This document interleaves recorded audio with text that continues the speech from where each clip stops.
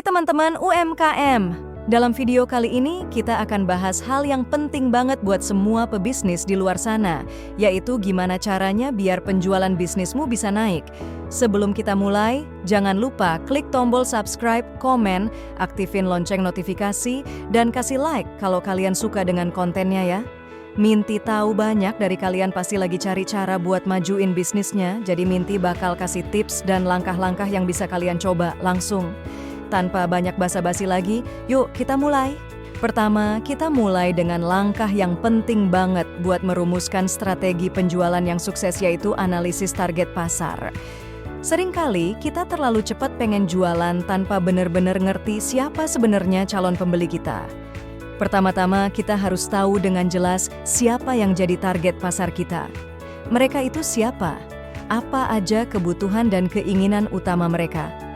Berapa besar peluang pasar ini, dan apa tren-tren yang bisa ngaruh keputusan beli mereka?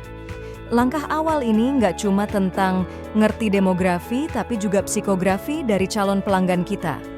Ayo kita lihat gimana kita bisa pakai data dan riset buat detailin profil pelanggan kita lebih baik lagi.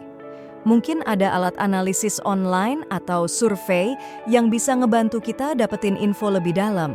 Setelah kita paham benar tentang pelanggan kita, langkah selanjutnya adalah melibatkan mereka dalam pengembangan produk atau penyempurnaan layanan. Dengan dengerin saran dari calon pelanggan, kita bisa bikin solusi yang benar-benar sesuai sama kebutuhan mereka. Setelah kita paham sama target pasar, langkah berikutnya adalah ngecek pesaing kita. Siapa aja pesaing utama kita, kelebihan apa yang mereka punya, gimana kita bisa bedain diri kita di pasar yang keras ini. Dengan analisis pesaing yang mendalam, kita bisa cari celah pasar dan peluang buat tumbuh. Ada segmen pasar yang belum ada yang layani, ada cara lebih baik buat memenuhi kebutuhan pelanggan. Kamu bisa gunakan beberapa alat dan strategi analisis buat detailin target pasar dan pesaing, termasuk analisis SWOT, analisis Petzl, atau metode lain yang bisa ngasih wawasan lebih tajam tentang dinamika pasar. Ingat ya, analisis target pasar itu langkah krusial buat bikin dasar strategi penjualan kita. Dengan paham betul tentang siapa pelanggan kita dan gimana kita bisa lebih baik dari pesaing, kita bisa rancang kampanye penjualan yang lebih terarah dan efektif. Jadi, siap-siap buat terjun ke dunia analisis target pasar, dan semoga kamu bisa eksplor cara bikin pondasi yang kuat buat pertumbuhan bisnismu. Selanjutnya, ayo kita bahas dengan lebih detail cara bikin produk atau layanan kita makin menarik dan relevan buat pelanggan. Jadi, kuncinya tuh di sini bisa jadi utama buat bikin pelanggan puas, dan akhirnya jualan bisnismu bisa naik. Pertama-tama, kita mulai dari dengerin pelanggan. Gimana sih caranya kita bisa pakai feedback dari pelanggan buat ngerancang produk atau layanan yang lebih oke? Kamu bisa nyari strategi dan kumpulin feedback yang jitu buat benerin produk berdasarkan masukan pelanggan. Kalau kamu ngerti ekspektasi pelanggan, kita bisa bikin solusi yang sesuai banget sama kebutuhan mereka. Nah, langkah berikutnya itu balik kayak langkah pertama, analisis pasar yang mendalam. Gimana sih tren di industri kita berkembang? Ada perubahan besar nggak dalam preferensi pelanggan atau teknologi terbaru yang bisa kita manfaatin buat bikin produk kita lebih bagus? Kamu bisa kasih contoh perusahaan yang sukses pakai analisis pasar buat bikin produk mereka makin oke. Nggak kalah pentingnya, kamu juga harus bisa inovasi. Gimana caranya kita bisa masukin elemen-elemen inovatif ke dalam produk atau layanan kita? Kamu bisa diskusiin strategi dan bikin rancangan lingkungan kerja yang dukung kreativitas dan metode buat nangkep peluang inovasi. Bisa jadi ada peluang kecil yang bisa bikin dampak gede buat penjualan kita. Selanjutnya, kita fokus ke kualitas. Gimana sih caranya kamu bisa tingkatkan standar kualitas produk atau layanan kita? Kamu harus cari tips buat naikin kontrol kualitas, bekerja sama pemasok yang terpercaya, dan cara masukin kebijakan kualitas ke seluruh rantai pasokan. Pelanggan yang puas dengan kualitas bakal lebih mungkin jadi pelanggan setia. Tidak lupa, ayo kita lanjut ke keberlanjutan. Di dunia yang makin peduli sama lingkungan, gimana caranya kita bisa bikin produk atau layanan kita lebih ramah lingkungan? Kamu bisa cari contoh perusahaan yang berhasil pakai praktik berkelanjutan dan dapat dukungan dari pelanggan. Terakhir, kita bahas cara kita bisa pasang produk atau layanan kita di pasar. Gimana caranya kita bisa bikin merek kita jadi pilihan pertama buat pelanggan? Apakah itu lewat perbedaan produk, harga yang bersaing, atau nilai merek yang kuat? Kamu harus bisa buat dan pahami strategi posisi pasar yang bisa bantu kita bedain produk atau layanan kita dari pesaing. Jadi, kamu harus explore gimana caranya bikin produk atau layanan kita makin pas sama kebutuhan dan harapan pelanggan. Siap-siap buat dapet wawasan dari pelanggan soal strategi pengembangan produk yang bisa ngebantu pertumbuhan bisnismu. Mari kita mulai rinciin langkah-langkah praktis buat ngerjain kualitas dan daya saing produk atau layanan kita. Sekarang, yuk kita bahas dunia pemasaran dengan lebih dalam. Pemasaran tuh dasarnya penting banget buat naikin penjualan, dan di sini Minty akan ngajak kalian jalan-jalan lewat berbagai taktik yang bisa kalian coba buat hasil yang maksimal. Pertama-tama, mari bahas pemasaran digital. Di zaman digital, peluang buat naikin ketenaran bisnis kalian tuh gede banget. Kamu bisa ngomongin seberapa pentingnya SEO, Search Engine Optimization, dan gimana caranya biar situs web kalian bisa muncul di mesin pencari. Selain itu, kita juga akan ngebahas cara pakai iklan online, entah itu lewat Google Ads, Facebook Ads, atau platform iklan digital lainnya yang ada. Tapi jangan lupakan pemasaran tradisional ya. Kamu harus bisa paham kalau iklan di koran atau di radio juga bisa berdampak besar, terutama buat jangkauan pasar yang lebih luas. Selain itu, kamu juga harus bisa nyambungin strategi pemasaran digital dan tradisional supaya saling bantu dan bisa tembus ke penonton yang lebih banyak. Pemasaran konten juga bakal jadi fokus di sini.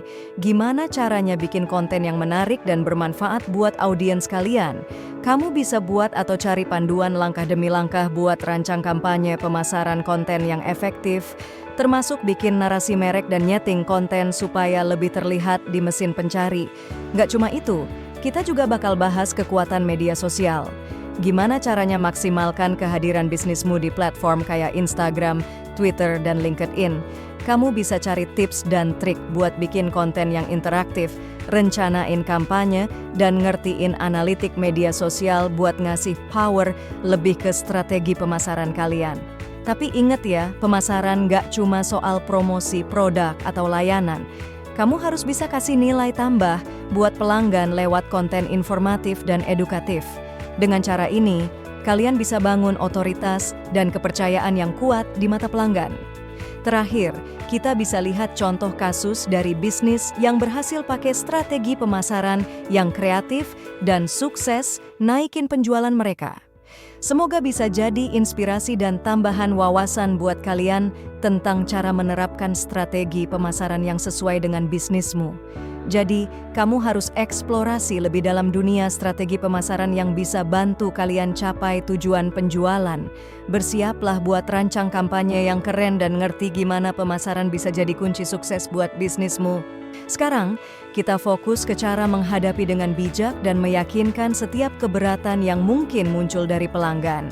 Mengatasi keberatan ini itu kayak seni, butuh pemahaman yang kuat tentang kebutuhan dan kekhawatiran pelanggan, juga kemampuan nyari solusi yang bisa memuaskan.